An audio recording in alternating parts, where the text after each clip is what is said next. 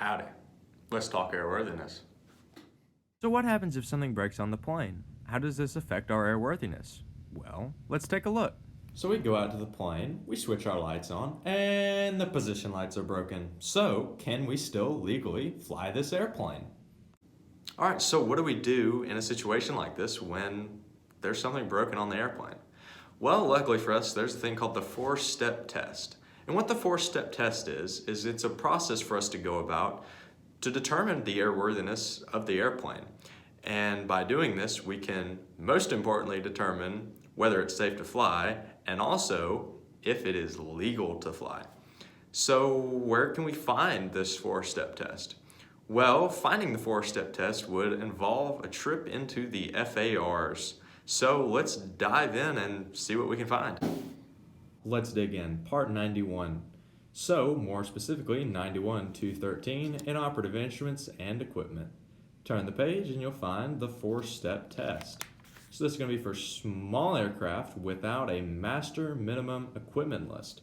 And you'll need to check the VFR day type cert, kinds of operations equipment list, 91-205, and any airworthiness directives. You need to remove it from the aircraft, placard inoperative, and make a determination that it's not a hazard to the safety of the flight. And voila! All right, awesome. We found the four-step test. So now let's go through each one. So the VFR day type certificate. Where can we find this? Well, the FAA website. So why don't we hop on over and see how we can find it? All right, so let's open up Safari and type in VFR day type certificate. Awesome. All right, so now let's go to aircraft, FAA. Tap that. And now we're going to scroll down to technical information. Under there, you'll see type certificate data sheets. When that pulls up, we'll go by make. And we'll hit D for Diamond.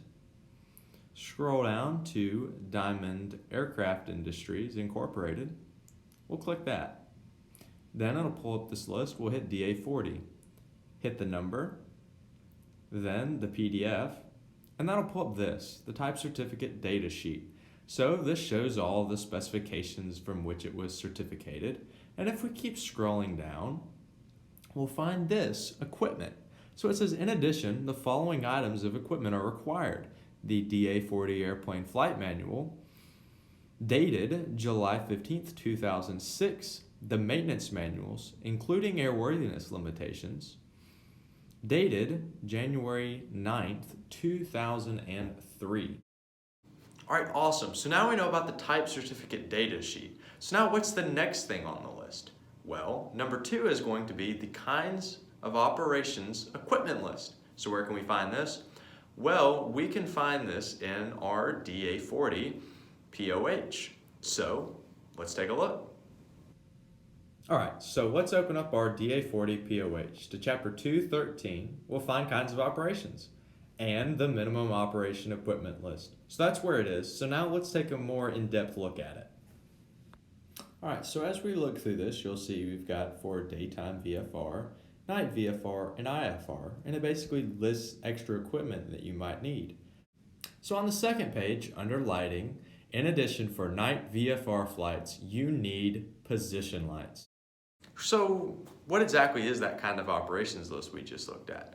Basically, it's a list of equipment that the manufacturers decided needs to be installed and operational in the aircraft for certain types of operations. So in our case, we found that if we want to fly night VFR, we're going to need position lights.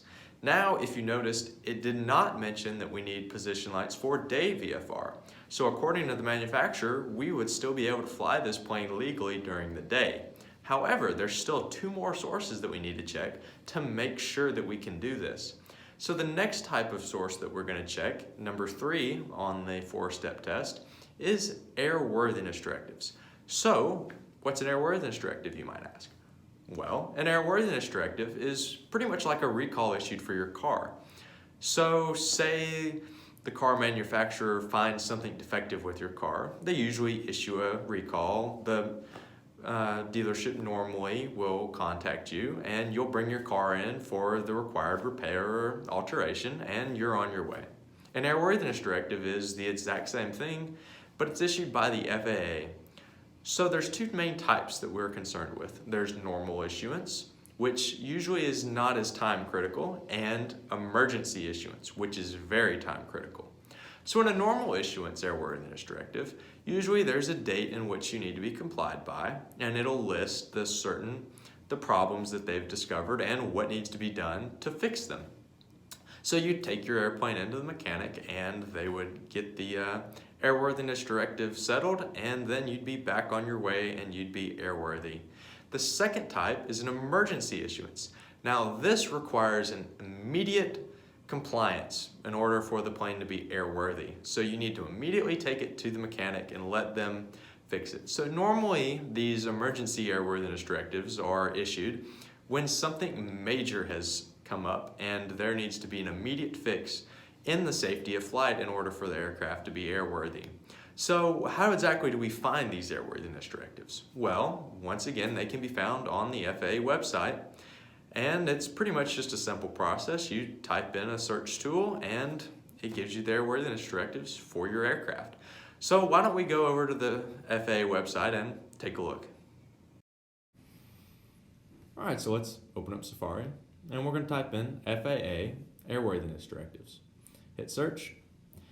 Airworthiness Directives, click that, and then in the search bar down here, we're going to type in Diamond and the airplane DA40. Hit search, and that's going to bring up a list of all the airworthiness requirements. So in particular, I want to look at this one about doors. So we're going to click that. That'll bring up this PDF. We'll hit that. And that's going to bring up this airworthiness directive. So if we scroll down just a little bit to the summary, we'll see why they're doing it. So this AD was prompted by several reports of the rear door departing from the airplane in flight. We're issuing this AD to change the emergency door procedures and retrofit the rear door with a retaining bracket, which if not correctly installed, could result in the rear passenger door departing from the airplane in flight. So that's a pretty bad thing. You don't really want that happening. So that's why they issued this airworthiness directive. So if we scroll down, you'll see they've got some other stuff, supplementary information, some comments, requests to kind of shorten it, to add different models to it. But if we keep going down, we'll find this, the cost of compliance. So I always think this is interesting because it really shows you and puts into perspective just how much money that these operators are going to have to spend in getting their airplane airworthy. So if you notice, it's only going to be about $42 per operator, but if you add it to the US, that's almost $30,000 for every operator. All right, awesome. So now we know about airworthiness directives, where to find them, and if you notice, when we were looking through that list, we didn't see anything about position lights. So that means that we're good on that front. We don't need position lights per any airworthiness directives in order to fly. So that means we only have one more step in the four-step process left, and that's going to be checking 91205. So 91205 is a regulation that the FAA has put in place that lists specific equipment and items that the airplane needs in order to be airworthy. So there's a little acronym to help remember all these equipment and things by, and that's known as A tomato flames. So there's also another acronym that some people might tell you is better than A tomato flames called Atom squared FLEEF. Well, let it be known that A tomato flames is so much better and that these people are just wrong. So anyways, let's open up the regs and actually see what it says. All right, so we'll open up to part 91 and we'll turn over to 91205. All right, so let's go through 91205. Well, first you've got the airspeed indicator, altimeter, magnetic indicator. We've got the tachometer for every engine, all pressure gauge for each engine. Wow, yeah. How about we learn A tomato flame so when we're standing out next to the airplane, we can actually figure out whether that thing that we need is actually in 91205. How about we do that? Yeah, let's do that. All right, so let's go through A tomato flames. So let's start with our A is going to be our anti-collision lights. Next is going to be our tachometer, so how we measure our engine RPMs.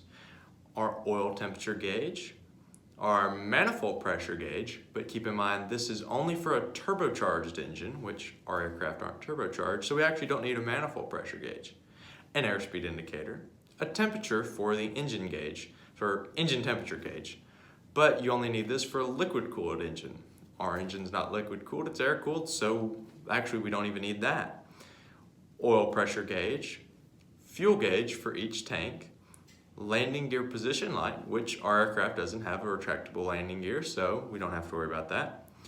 The altimeter, a magnetic compass, an ELT, and seatbelts and shoulder harnesses. So that's the acquired equipment that you need for day VFR, and you can remember it through A tomato flames. But now let's look at what you need for night VFR. So night VFR, we have a little acronym called FLAPS. And let's go through FLAPS. So FLAPS, the F stands for fuses. So our aircraft does not have fuses, it has circuit breakers. However, fuses and circuit breakers accomplish the same thing, so the wording's just a little different. Landing light. So keep in mind that a landing light is only needed if the aircraft's operated for hire. So if you're just taking up your plane for just kind of a recreational fun flight around, you actually don't even need a landing light. Anti-collision lights. So anti-collision lights are strobe lights, we need those. And the P, position lights. So we do need position lights for night VFR per 91205. And then our last thing is going to be a source of power. So looking at that list, we've seen that position lights aren't on the day VFR list. So if we want to fly a day VFR, we don't need it and we'd still be airworthy. However, if we decide that we want to fly night VFR, that's when we're going to need our position lights. So trying to fly night VFR with the position lights out, the aircraft would not be considered airworthy, and that would be illegal. So you don't really want to do that, now do you?